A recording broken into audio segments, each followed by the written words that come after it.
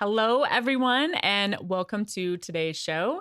My guest is the amazing, miraculous, fiery Alex March. Hi. Hi. Thank you so much for being here. Thank you for having me. Yeah. So let's like dive right in because neither of us do well on the surface. So No. yeah. Tell me about how you believe and experience trauma being held in the body.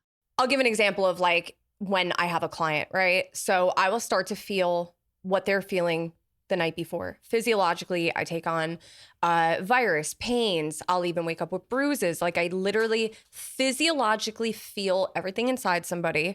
And then I see their trauma like a highlight reel. And then with that, I'm able to actually talk to pathogens, right? Because they communicate pathological consciousness. I could feel where the food is in it. So mold to a certain trauma. And so I essentially am able, from feeling all those things, I'm able to download what somebody can do in order to start getting that trauma out, working with it. And I don't mean like literally just like pulling it out. I mean integrating it, finishing the response, letting the body finally feel what it needs to feel, because when you dissolve the food of a pathogen, what's it gonna eat? If you take away its food, it's gonna starve.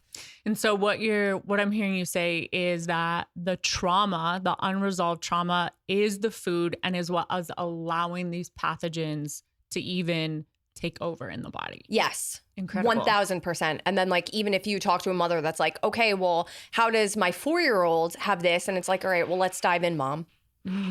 Let's dive into your mom. Let's dive into your mom's mom. You know, it's that epigenetic wounding. It passes down and it passes down and it's, you know, held in the body. We say, oh, cancer runs in my family, but everyone's so disconnected from, well, yeah, so does grief. Yeah, so does horror. Yeah, so does abuse. Like, yeah. And I think, you know, there's so many different elements to that too, right? Like, I think a lot of people are now understanding that everyone physically lived, has cells that existed in their grandmother's body, yes. Right? A woman is born with all her eggs. Mm-hmm.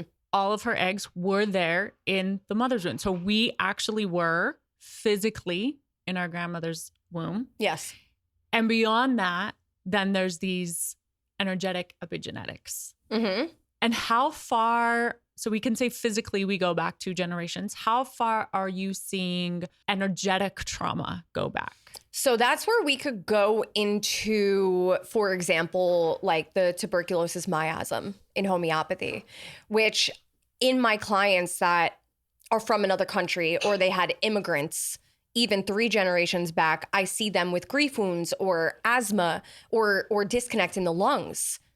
And the tuberculosis miasm is about being taken away from your land, being taken away from your family, your people. And I see that in generations of mother wounding too, because your mother is your homeland too. And I see that the fetal nervous system takes certain things in. They could feel the mother's thoughts. They could feel the, oh, I didn't want to have you, but I was forced into marriage, 3 generations back. And then you're not allowed to have the emotions. The mother freezes. And then you're seeing 3 generations down postpartum depression in somebody. And the kid is being born with asthma or lung deficiency. And it's like, yeah, because they were taken away. I could never put a one size fits all on someone's trauma. And that's like, you cannot take the Western medicine prototype and put it in trauma healing because every single person is different. Every single person comes from a different geological location. Every single person comes from a different type of grandmother, different type of great-grandmother. Everybody comes from something different. So like some research is saying that it's dating back almost 200 years of epigenetic wounding, but I personally believe it goes back even further. And it's what, especially now in a lot of like Pluto Scorpio generation, it's coming out in all of us. And just to loop back lightly, talk a little bit about what a miasm is. So what a miasm is in a very digestible way, it's the emotion that brought on disease in the body, the emotion from having the disease, and the emotions from how you died from that disease or virus, and it gets passed down. passed down, passed down, passed down. And so that emotional imprint stays in the body. And so when we're treating somebody for a certain miasm, we're treating them for maybe a virus or disease that it's a match in the frequency of homeopathy, but they don't necessarily have, but their great grandmother did, or their great great great great great grandmother did. And it finds a way and it finds a way and it finds a way until the perfect essentially match is born and has that experience. And then that miasm can end. And so would you believe, like you said, too, tying it back into even you saying this Pluto Scorpio and what's going on right now in our times, and that there's a lot of people that are here to actually bring all of this forth and heal it and finally address I think it? people are done. Women especially. I always, and I've been saying for a long time, functional freeze is the modern day witch wound. How do you suppress a woman? You freeze her. You make her doubt her intuition, suppress her rage. You're not allowed to have grief. Oh, we treat childbirth, sexual assault, reproductive organs like a routine cavity. And I think women are done. They are done being treated like their emotions don't count. They're on the back burner. Like, how is a woman giving childbirth and having to go right back to work? And then if she has postpartum depression, is treated like there's something actually wrong with her when it's like, are you kidding me? And I think women right now are done. Scorpio, Pluto, we're the first ones that are like, narcissist. That's abusive. You know what? I'm not dealing with that. And we're the first ones that are like, all right, this patriarchal standard of women, we're done. We are done. And like even the way they're treating perimenopause, menopause, like we link that in certain modality back to the liver. And it's a lot of women are just really mad. I had to hold my curse there. Yeah, my jersey was going to come out. I heard it. Yeah. I heard it quietly. Everyone could hear it. Yeah, I think. And you know, watching you, rage is one of your favorite emotions to give women the approval to have. And why do you believe that that has been so suppressed, or that is something that you believe so many women need to start getting comfortable with and express? Because if you look into any historic cultures, women were the seers, they were the deities, they were the medicine women, they were the ones that people went to. If you look in old like cultures and the seers, the prophets, it was a woman. It was a woman. And then so we know with Flexner report and all that, getting rid of like holistics and things like that in standard medicine, which they even had medical astrology as a requirement way back when. And they took all these things out where the forefront was this and women, because a woman in her divine rage is beautiful. It is absolutely beautiful. Like we have all these people walking around colonizing like goddess Kali. And it's like, do you know she is like the god of war? Do you know that so many goddesses of war are also the goddess of love? That duality is so powerful because you can't have one without the other. And then we had the love and light, all that stuff come in where it was basically forcing women into forgiveness. It was just repackaging, suppressing women. And all of that, think of all the rage and the bloodlines and the women that were forced into marriage young and had to have all these kids and never got to be who they wanted to be. I think of like my grandparents. I think of their parents. Like my dad's side is Syrian immigrants and come from Mesopotamian medicine, which dates back to emotions. It's basically, if there's a disturbance in your field, if there's a disturbance in your emotion, you have to let it out. And it's so concentrated on things like the evil eye and just being so in touch with that feminine sense of intuition and the ovaries, and everybody should be in touch with that rage, because that rage is what changes things. It's what got me out of abusive relationships. It made me say, it gave me boundaries. And if you really look at it, to even take it there in the lens of homeopathy, so when we have abusive relationships, narcissistic relationships, and we come from, you know, women that have been suppressed or frozen in our bloodline, they're coming in with that same law similar. right? They're filling a hole in you where there's a hole to irritate you and irritate you and irritate you and irritate you, to piss you off so much you finally explode and have that finished response in your family's bloodline.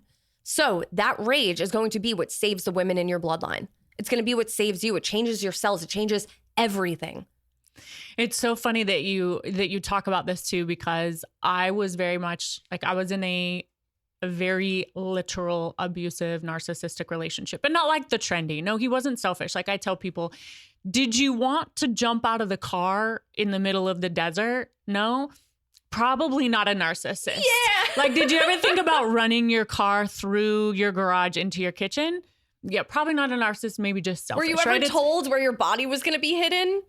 Yeah, probably not a narcissist. But, and within that, right, and I kind of got caught in that, like you said, this love and light paradigm of, well, I'm going to be different than him. I'm going to hold my center. I'm going to be in alignment. I'm going, whatever, all those things I would adjust to. And yet rage was the medicine I needed. Yeah. Right? Because like you're saying, that wasn't real love and light. That was manufactured love and light, because and it was purposely infiltrated the spiritual community so women thought they were free. Well, and it's not authentic. It's not real until you truly have, for some women, experience what you're saying, is finally having enough rage to say, I'm done. This is inappropriate. Whatever boundaries need to be placed, speaking for yourself, whatever. And until you can do that for yourself, it's like you don't even graduate to actually experience true love and light, right? If you're just conforming, it's not. It's pretend. Real. It's it make-believe. Is pretend. 100%. It's everyone putting on costumes, playing make-believe, forcing things that aren't true or real. And what does that do? You're just further suppressing, further abusing, and you're perpetuating autoimmune disease. And then you're going into the mental layer and you're creating confusion because it's disillusionment. And like you're saying, and then manifesting physically. So you started to go into autoimmune. So tell me more things, or are there some common physical diseases that you see often repeating in this era? Thyroid, connected to liver. PCOS, connected to liver. MTFR.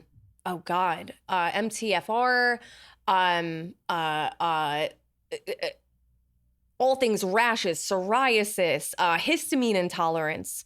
And that is the body screaming rage that can't be let out. I find everything with most women, and I see the body differently, right? You can't find what I feel in people's bodies in a textbook, and that's fair. And so the way I see things, the way I describe things isn't your standard TCM model, but it is very much based in all of that because I give great respect to those areas and I study them very hard. The way I see the liver is kind of like the ruler of the body in terms of like, all right, if you're not going to let me feel angry and you're not going to let me do my job, which is protect you, then I'm literally having to go backwards. So it has to come out in another way. And it comes out in those ways because the body's trying to release it, because the liver is like, you're not letting me release this like this. So I have to find another way. And until we get to that, then we can't even get to the bladder and the kidneys, which is so much of your functional freeze, so much of your sexual trauma, your childhood sexual trauma, which I find to be the humiliation ritual that creates so much shame in people that they never feel free enough to actually heal. They'll get to a place and then they're like, no, I don't deserve it because what, you were 7 and you couldn't say no? It's a humiliation ritual and it's everywhere. And then that ties deeper into the narcissistic relationships, giving women these humiliation rituals, siphoning them, siphoning their jing, siphoning their kidneys, siphoning everything from them, going into the bladder, keeping them in functional freeze to circle it back the modern day witch wound. And with that, within that witch wound, you've mentioned rage and you've mentioned shame. What else do you see pretty pronounced these days? Grief. Grief is a lot of my clients, if they like come to me and they're like, oh, I have all these gut issues. I've done every protocol. I've done all this. I'm like, have you cried? They're like, what? And I'm like, your stomach is screaming in grief.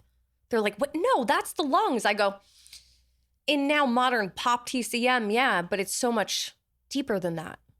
Not only is there fascial blood connect like tissue, but your intestines, your stomach, that's processing. Have you been able to process your grief and let it go? Or do you feel guilt? Or can you not even touch it? Or do you not even know what you feel grief about? Like, do you feel grief that maybe a mom wasn't a good mom to you and you're mourning who you wish she was? Do you feel bad for an 8-year-old you that something really bad happened to you when you were a little girl and you froze and you haven't been able to cry about it? Functional freeze in the bladder meridian, that is a lack of the tears coming out. And that's a lot of what homeopathy does, right? It helps the body actually start crying. Tears are medicine, and people don't even understand how much and what they're grieving. It's so funny as you say that, and I know this will be like everyone's going to have a oh duh moment, but you literally take a homeopathic in and then you almost cry a homeopathic out. Mm-hmm. And that being this beautiful cycle of working with the energy and the fluids and everything within the body. And I also think it's funny when you're talking about the stomach, we have a saying, we all grew up with, ooh, I can't stomach that, or she can't stomach that, right? And yet we don't acknowledge that there is an emotion associated with it. Yes. But it's very much so written in our language. And swallowed angry words is a lot of our acid reflux. I've had people that are like, I've never had acid reflux in my life until recently. And I'm like, what's your relationship like? And they're like, what? Well, no, it's fine. I go, is it fine? I go, what are you not saying? Well, when he does this. And I'm like, okay, so just let it out. Just yell into something, because that's fire. That's swallowed words. And then a lot of people, when they start coming out of functional freeze, which a lot of people don't realize when they're coming out of functional freeze, they're leaving these abusive relationships, they're doing the healing work, and then autoimmune hits. And it's like, well, the deeper the layer, I always say the higher the level, the higher the devil. And it's like, this is your body trusting you, which people don't understand. That they think autoimmune, well, in some way, right? I'm not going to speak for all autoimmune, because there are a lot of amazing people I know that will never fully heal. And it's not fair and it sucks, but it is the reality of the world we're in and why people like us are fighting so hard to get real healing to people. Because if it was 10 years ago and they started doing certain protocol and certain things, maybe, but also maybe not. But it's neither here nor there. But like, a lot of autoimmune is the body's last ditch scream, or it's the body saying, there's so much more I need you to see. Please pay attention to this area. Please pay attention to me. Please pay attention to me. And then they numb it, they suppress it. And especially like there's more research on men's balls than there's anything of a woman. And that's crazy. That is crazy. So yeah, we need to feel our rage because we're the ones figuring it out. We're the ones connecting to our body through this autoimmune epidemic. And we're saying, okay, what is my body saying to me? The autoimmune is teaching us. It's our ancestors. It is so much bigger than we understand. So that's why suppressing with hormones, suppressing with this, suppressing with that. And the beauty of homeopathy too, you take a remedy. If you have children, your children are going to benefit. You're pulling that wound out of them, your partner and you, because partners co-regulate. So what you take, the other person is going to also purge if you guys have resonant wounding. Well, and it's so funny. I remember, back to even the relationship, and though it does take rage and coming into your power to get out of it. Yeah. And I did need to acknowledge myself as a quote unquote victim, right? Mm-hmm. But I also have to acknowledge resonant wounding. Yeah. And so within that, what are you seeing are some of the wounds that are keeping women where they are or getting the most stuck that they don't want to acknowledge? Relationships. And women, their world is relationships. Yeah, until it's not. Yeah, I hit like a ripe age where I'm like, yeah, I don't care. Like, you hit a certain age where you're like, oh, men, cool. I'm not a man hater, by the way. I have an amazing boyfriend, so partner, I can feel this way. But it's like when you come out of the functional freeze, when you start doing the work, when you do all this stuff, and you really see the ways in which an unhealed man takes advantage of a woman that just wants to be healed and help others heal, because we don't have community anymore. And like back in the day, women, they raised their kids. That's why women's periods sink, because they want to raise a village together. They want to do all these things together. They want this community. And like women just looking for love, looking for this. And like, let's go back 3 generations, right? Men were going to war. They had rarely an emotion. They got married very young. They had kids. They did their job. They became the grandparents. What if your great-grandmother or your grandmother never really felt in love, or the husband was never really there for them emotionally and she was raising the kids alone? You have that epigenetic wounding now where you're just looking for the emotionally unavailable person to love you, and you don't even know where it comes from. I have girls that are like, my dad was great, my mom was great, what is my problem? And I'm like, well, what was your grandma's problem? And she's like, oh. And I'm like, you got to start there, because it's a lot of women, I feel we have been so conditioned through like patriarchal control, and like especially like the Western medicine model of like, you know, a woman goes to a doctor's office and it's like a male doctor that's basically like, oh, you're just emotional, or oh, you're just being sensitive, or oh, it's in your head. And it's like women have been conditioned to have to prove themselves to men and be, you know, accepted. But also back in the day, women had to throw each other under the bus for the approval to get married to the other guy. So it's just, it's so deep and it's so dark. We would have to be here for hours. But I feel like I just see women that just want to be loved. They're doing the healing work, the Pluto and Scorpio, they're doing the healing work and they just want to be loved. They just want to feel something good. And then they have these holes where like the way I see the body is when somebody has trauma, there's a hole in the biofield, right?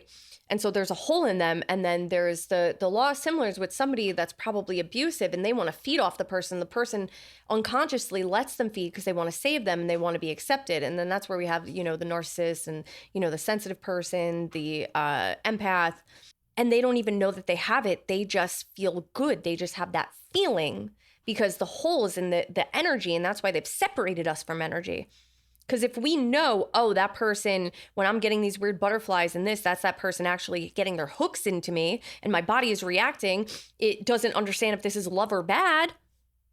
If we knew that, then, but it's oh, okay, well, I'm going to do things for their approval. Because why? Because women have just been systemically trained to be docile. What I think is so amazing about where we're at now, and that I feel like you really are a conduit for, is for those women who haven't gotten comfortable with their rage. Yeah. Because I went through an amazing period where like I ordered a bat off of Amazon. I got like a plastic bat and I like beat my couch. And I went to, because my counselor finally came and she was like, you know, I did all the healing to get out of it. Right. Mm-hmm. And then because he was rageful, I didn't want to be rageful because that's bad. Yes. And I don't want to be him. Mm-hmm. And so she was like, you have to get comfortable with that. And so I ordered this red bat off of Amazon and like beat the crap out of my couch because I didn't have homeopathy at this time. Yeah. And then I went to one of those rage rooms, and it's really fascinating to watch how uncomfortable that is. And also because you're connecting here too. Women want to live in community. And so if I'm rageful at someone, I'm going to be kicked out of my community and then I die, right? It's like literally existential within women. And I don't know that they realize how scary it is, and that you're such a conduit. And that feels like a lot of what you get to represent is getting women comfortable with that again. Yeah, because we have to think of how is rage modeled to us. That is what you're going to sit with. So if you have like an addict's dad or a dad that's just very angry all the time, I actually have my clients take the rage formula when they're very sensitive and they like can't sit up. And they're like, but I'm not a rageful person. I go, no, it's the absence of it. We have to find where you lost your fight and what trained you. That's toxic rage. That's somebody that is not doing the work. Your rage can be beautiful. My entire career has been based off of like, it's my fight song. I'm a Sag rising. I'm ruled by my liver. I am ruled, my Mars is in Aries. rage to action. That is the reason I've been able to do what I've done. I sit at the table with the worst horrors of the world. And I have to stay so neutral in it to be able to actually assist them and help them. And then I have to sit with the good and my animals and beauty and finding that middle ground of helping people find that rage. It gives other people permission. It gives other people permission. If they say, hey, why don't you just like try screaming? I know that they may feel uncomfortable, and then it brings up to them like, oh, no, my dad used to scream. Okay, but you're not your dad, and you're not screaming to hurt somebody. You're screaming to be free. Oh my God, it's so good to scream. It's so good to scream. I remember screaming at the top of my lungs in my car and being like, wow, that felt good. That's great. Yeah. But yes, so many are so uncomfortable with it because they don't want to be whoever it was that. I know. And that's why I try and them. bring to people the law is similar. Like my guides, very, very young, they were like, if somebody hurts you, that's violence upon your soul. You have to expel it in the same way. So I do jiu-jitsu, I do Muay Thai, I do fight sports, it's contained. That's always been my thing since I was little. But I also, if my clients aren't ready for something like that, which I do teach somatic jiu-jitsu, so I help women like take their power back through sexual trauma with positions of jiu-jitsu, because it's a disempowering position when you've been assaulted. And in jiu-jitsu, it's a position of power. And so I help them with that if they're comfortable enough. But I also suggest to my clients, I'm like, do you have a flea market by you? Do you have like stores? Can you go on Amazon? I'm like, buy a sword. Buy a dagger, buy something. And when you're talking to your inner child and you want to let go of the rage, just hold it symbolically and show your inner child that no one will ever hurt you again. Not in a toxic way, not in like I'm going to go stab somebody, but show them like you have the weapon now and you're powerful and you're strong and you're safe. And it's like a contained item that they're able to like hold to be able to facilitate and do that, like sitting with the versions that happen to them. And they feel like somewhere in this quantiverse and in their body, they're like, oh, I'm safe, until they feel safe enough with themselves. So they're holding something that could be violence, but in the law of similars, they're doing a soul retrieval. They're talking to the version of them. They're sitting, they're going back to the version that, was assaulted or hurt. And they're holding something that is the law similar. Maybe they don't have like a certain homeopathic remedy, but that's homeopathy. So it's taking something that symbolizes violence and you're transmuting it and you're going and you're talking to that version, you're saving them and you're pulling them back into you and you're doing it with something that symbolizes what happened to you, and that cancels it out. I love that. I love that. And there's so many different ways, and I'm sure that even pairs well with homeopathy, right? Like you're going in and affecting that energetic body and that emotional body along with holding something powerfully physically. Yeah. I love that. And it's so funny, just as we're sitting here talking, and earlier you were talking about Kali, and then you're talking about your rage, and you're talking about jujitsu, and yet I also know there's this fairy garden side of you. Yeah, and my pet rats. You love your animals. She has this beautiful garden. Beautiful with all these flowers and fairies. And so talk to me even about what that flow and spectrum looks like across all of the feminine and even your particular expression. So I got the cue to make a fairy garden because when I was little, my mom's mom, my grandma, she obviously my mom's mom, mom's mom, just grandma.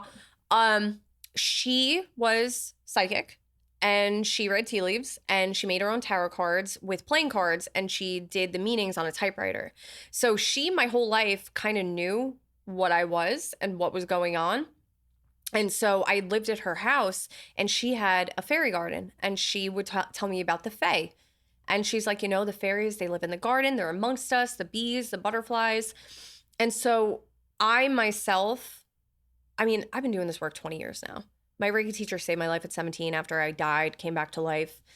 And I've had, you can imagine the life I've had, the trauma I've had.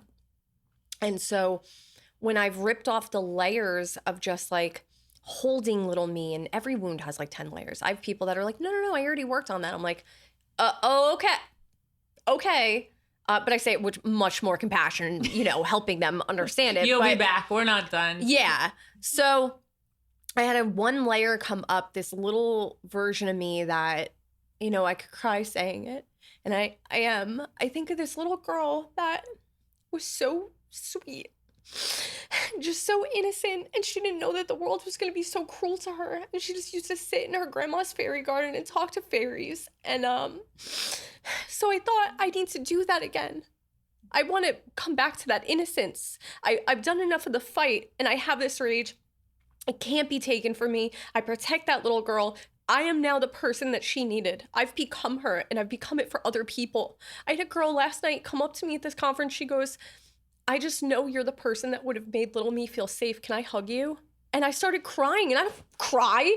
I mean, I do cry. But I'm like, the work I do, I'm like, thank you. And I start just bawling because it goes back to that little girl that I did the work. I did it. And now I'm trying to help other people do that work. And my innocence lies in my animals and my fairy garden and the things I love. And my love language is helping women access their rage so they could feel the way I do now. At 37, I've arrived. I'm finally here, and I'm just getting started. And it has been a life of fucking hell. It has not been an easy life. But I made it something worthy, and I did what I had to do. And then I sit with the bees in the fairy garden, and I talk to them, and I hang out with them, and the hummingbirds, and my little pet rats that are the most innocent, sweet little angels. And that's where I feel little me again, because this world is scary. I tell my clients, they're like, I just want to trust the path, trust the world. I go, fuck that, trust you. You carried yourself. You survived that. This didn't make you stronger. You made you stronger. Trust your ability to get through what's happening. You don't have to trust the world. The world's a scary, dark place. Let's get real. Everything coming out. The world can be a very scary, dark place. But if you can be sovereign in your rage, and you're the one that's carried you from point A to point B, trust you. And that is where the comes from. And then you could stand in the world 10 toes down and say, nothing can break me. And then go home and hug your cat or hug your dog and cry and watch Three Ninjas, which I do because that was my generation. And you have your innocence, and you protect it, and you nurture it.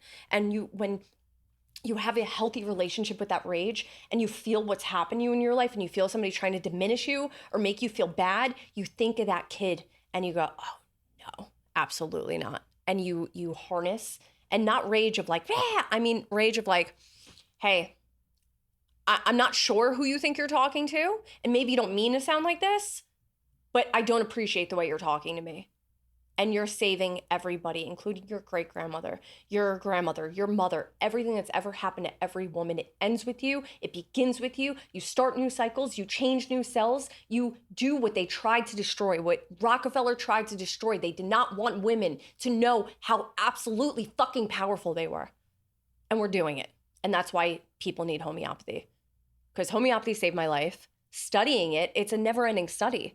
And when you know, it transfers to everyone around you, and it gives them permission, and that energy, if they have the same hole, the way I see when people are cutting their cord, or they're trying to cut their cords from people, and I saw with clients, if I have a resonant wound, and that's how dark entity attaches and other entity, if you have a resonant wounding, what were you able to get in on? Law of similars. So it's an imitation. So if you have somebody, you're taking rage, and you're around somebody that has the absence of rage, and you have that coming out of you, and that person starts talking about, yeah, when I was little, my mom used to hit me and tell me I wasn't worthy, and they're letting it out. You have just unconsciously, energetically given them permission because you're doing the remedy, and we change the world.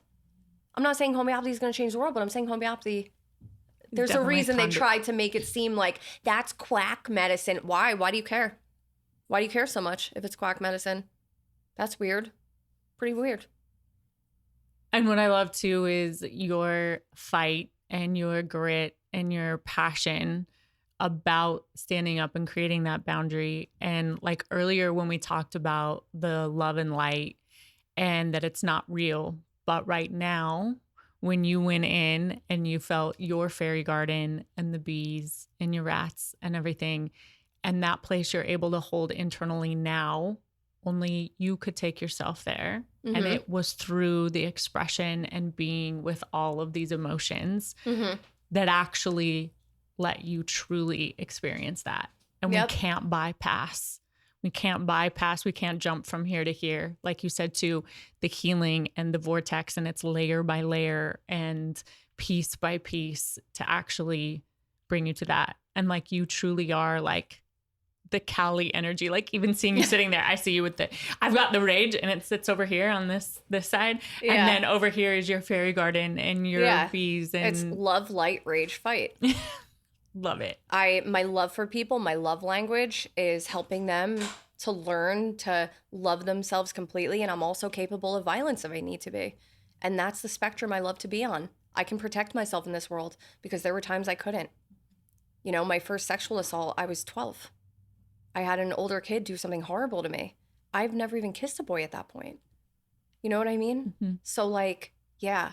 And I think sometimes what I've even noticed within myself is that now that I know I am capable of that rage, now that I know inside I could tear someone apart, I can be that much kinder and softer. Yes.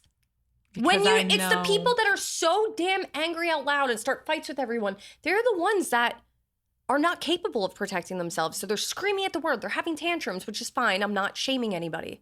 That is the last thing I do. I understand things, right? Within reason, right? Like a narcissist that's abusive and hurts women and hurts their children. They could. It's so nuanced. Yeah. It's so nuanced. Yeah. But like, I can be that much kinder to people because I know, listen, shit hits the fan. I got me. I got you. I can protect us. I can protect me. It'll never happen again. And so that makes me able to just love a little more. Well, thank you so much for sharing so much with us today. Well, and like let's your talk about inner thanking world. you. Like, let's talk about you found me and you were like, hey, homeopathy. And I'm like, so homeopathy saved my life 4 years ago. I get to have a gift of finding amazing people that are changing the world. And let's make So homeopathy cool again. Obviously. Well, thank you so much for being here. And thank you everyone for tuning in. Thanks for watching me cry and witnessing me and loving me. Crying is part of this show. It's the greatest expression. I wish I had my nunchucks too to show off my skills. It's the best. It's the best. Well, thank you everyone for joining in, and we will see you next time.